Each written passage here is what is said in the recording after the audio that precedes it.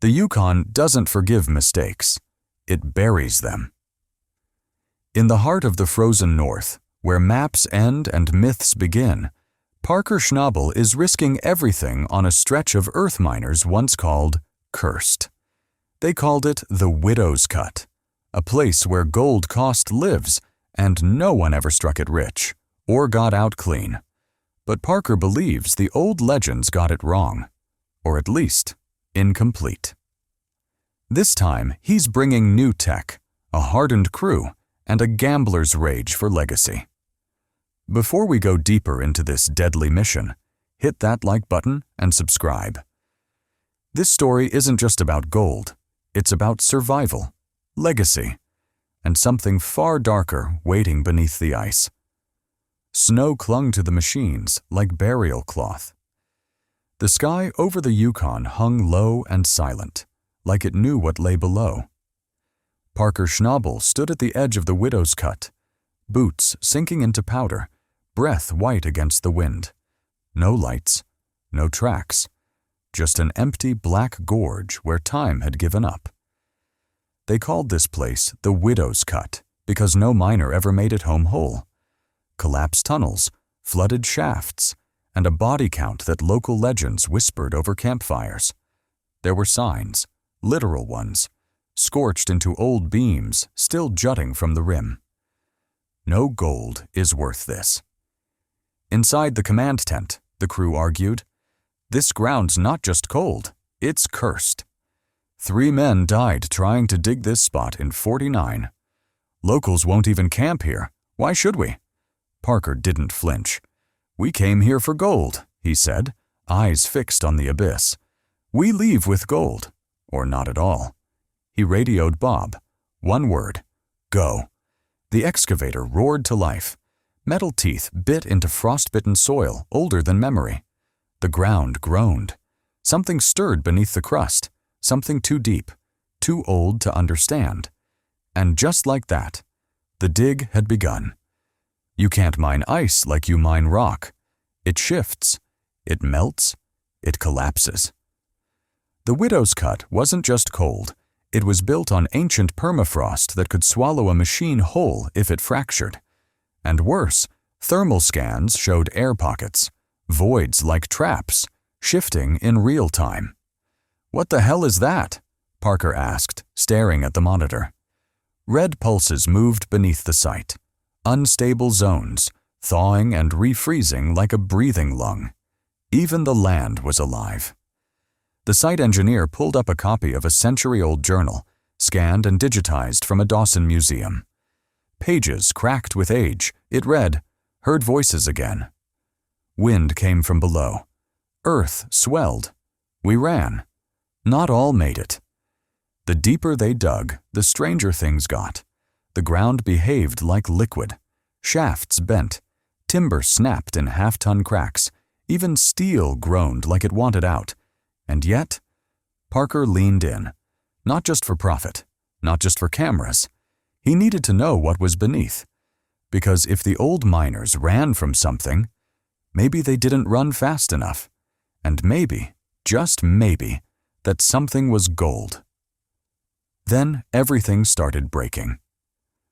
Bob's dozer locked up mid-dig. Hydraulics burst, flooding fluid across the ice like blood in snow. The diesel line cracked. With temperatures plunging, no backup parts could be flown in for days. Inside the sleeping shack, canvas tore. Wind howled in like a banshee, ripping gear from shelves and snow into boots. Machines sputtered. Batteries froze. Pipes burst. And still, Parker refused to stop. They needed 4 straight hours above 35 degrees Fahrenheit to keep the wash plant from freezing shut. They got 2. Then wind chill drove the temp down again. Morale broke like a rusted shovel. I say we pull out, one crew member said, voice low, ashamed. We're not ready. The cut isn't ready. Parker stared at him a long moment. We either dig, he said, or dig our own graves later. But even he could feel it. The cut was fighting back. Not with cave-ins, not with slides, with slow surgical strikes, starving them of heat, parts, time, sapping strength, hour by hour. They were supposed to aim for 5,000 ounces. Parker raised it to 7,000. He wasn't just chasing gold anymore. He was daring the widow's cut to kill him. But the cut wasn't reckless. It was patient. And by the second week, Parker realized brute force wouldn't win this war. It wasn't just a fight for gold. It was a chess match against the land itself. So he reached for a weapon older than luck, but newer than gold fever. Tech. From the sky, his ace card arrived. A fleet of drones buzzed over the widow's cut, carrying LiDAR arrays capable of painting the ground with 1 billion invisible threads of light. These rays pierced brush, ice, and time, rendering the Yukon's frozen skin like an open book. The 3D scan pulsed to life in the command tent. A ghost image emerged. A shaft, vertical, deep, and perfectly cylindrical, just west of their current dig. Camouflaged by collapsed earth and decades of overgrowth, it had vanished from the landscape, but not from memory. Parker pulled an old ledger from the wall. 1932, he muttered. Vertical digging. Collapsed during winter shift. 8 presumed dead. Shaft sealed.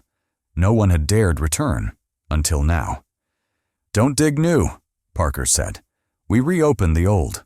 We pick up where they failed. The plan was madness to some. But in mining, the difference between genius and insane is measured in ounces.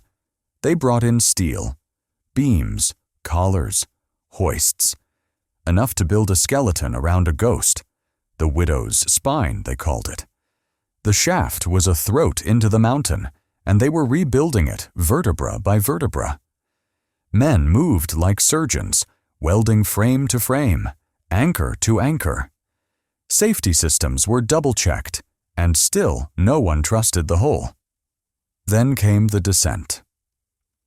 The first steps into the widow's spine felt like walking through someone else's nightmare. Frozen footprints remained where the last crew had fallen. Gear, shattered and rusted, lay like offerings to an angry god. One wall bore carved names, some full, some scratched halfway through. Names of men who had never made it back up. Down and down they went, past 70 feet, then 100. At 132 feet, the shaft opened like a lung. A cavern, untouched by light for nearly a century, stretched out beneath them. Quartz veins crisscrossed the walls like lightning frozen in stone. And in those veins, gold. Not dust, not flakes. Gold you could see from across the room. Gold that glittered like stars. This isn't just a deposit, Parker's geologist said, his voice caught between awe and fear. This is museum grade. This is the stuff that built empires. There was no time. If word got out, and it always did, rival crews would come. The claim was barely holding under its own paperwork. One leak, one whisper, and helicopters would be flying in within hours. So they moved fast. A makeshift sluice was built in 12 hours flat. Water was piped from melted snow. Gravel was hauled by hand. They processed the first load before the wiring was even dry. First cleanup, 38 ounces. One pan. Over $66,000, and they weren't even in full flow. Parker didn't speak. He just looked around at the cavern, the frost, the quartz, the silence. All of it glowing in the dim lights like some buried cathedral. They hadn't just found gold. They'd broken a seal. And something was watching. No one said it aloud, but they all felt it. In the way the air thickened, in how the lights flickered for just a second too long. But fear didn't stop the work. It just sharpened it.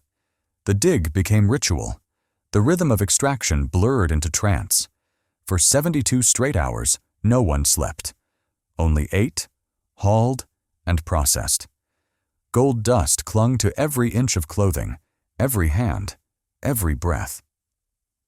The sluice boxes roared like living things, devouring gravel and vomiting treasure.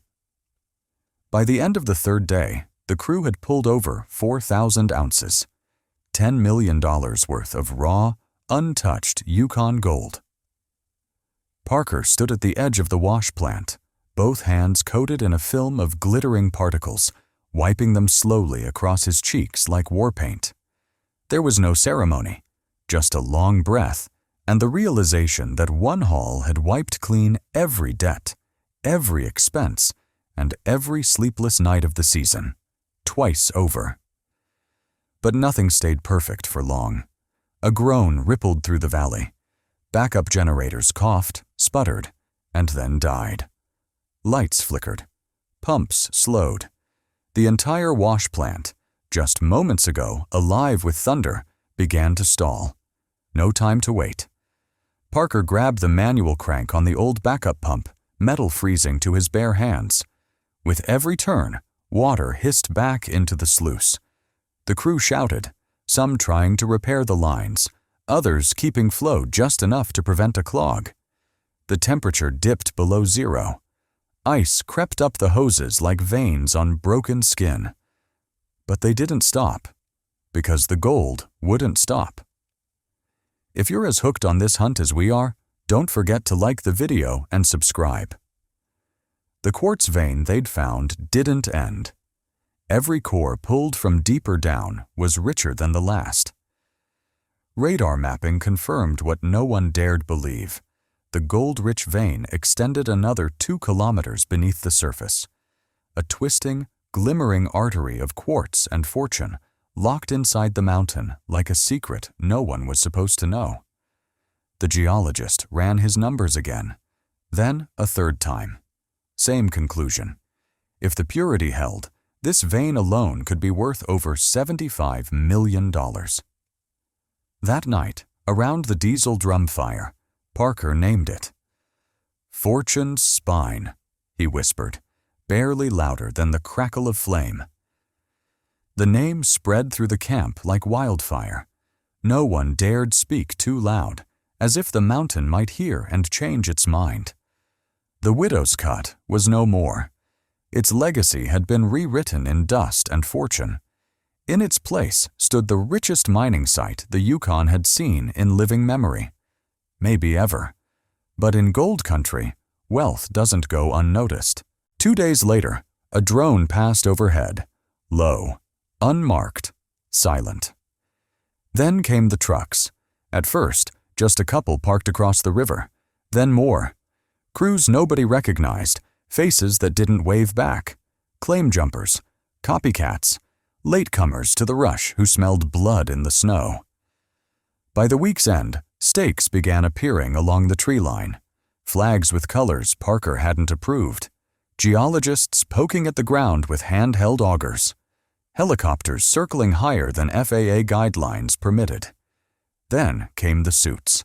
A government truck rolled up at dawn, 2 inspectors stepping out with clipboards and tight eyes. They didn't ask.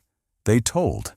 Demanded to see records, lease lines, survey reports, photographed everything, checked equipment serials. It wasn't suspicion. It was preparation. If the widow's cut had become Fortune's Spine, the Crown wanted its piece. Parker's legal team, camped in a small prefab trailer, kicked into overdrive.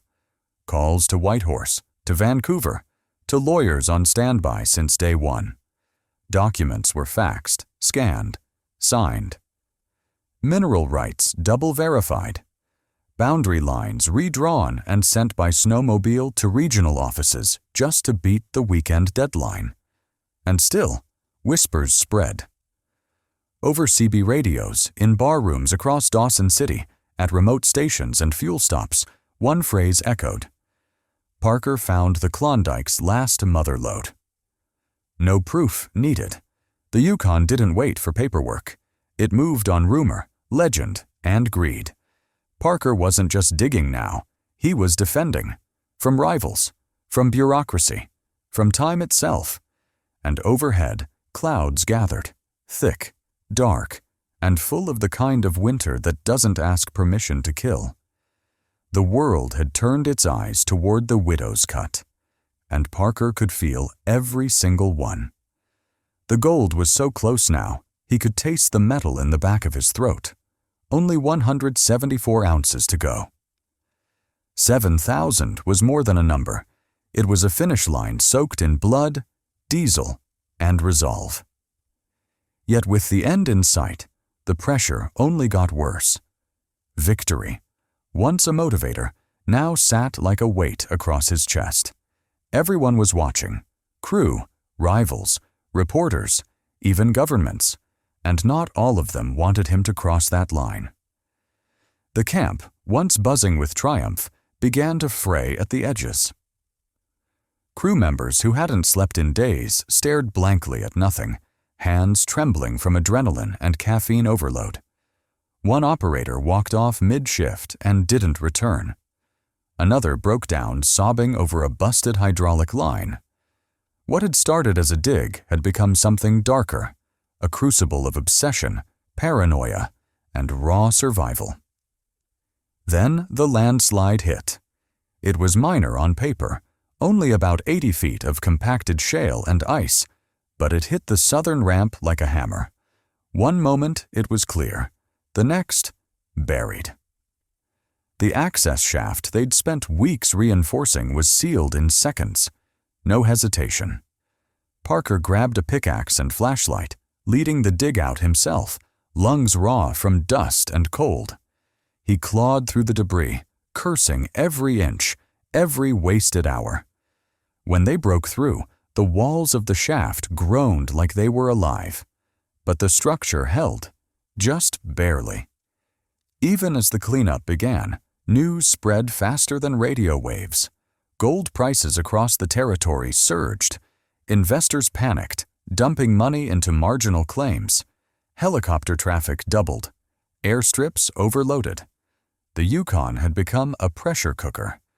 What was once Parker's secret was now everyone's gold fever dream. By week's end, Fortune's spine had become more than a mine. It was a spectacle.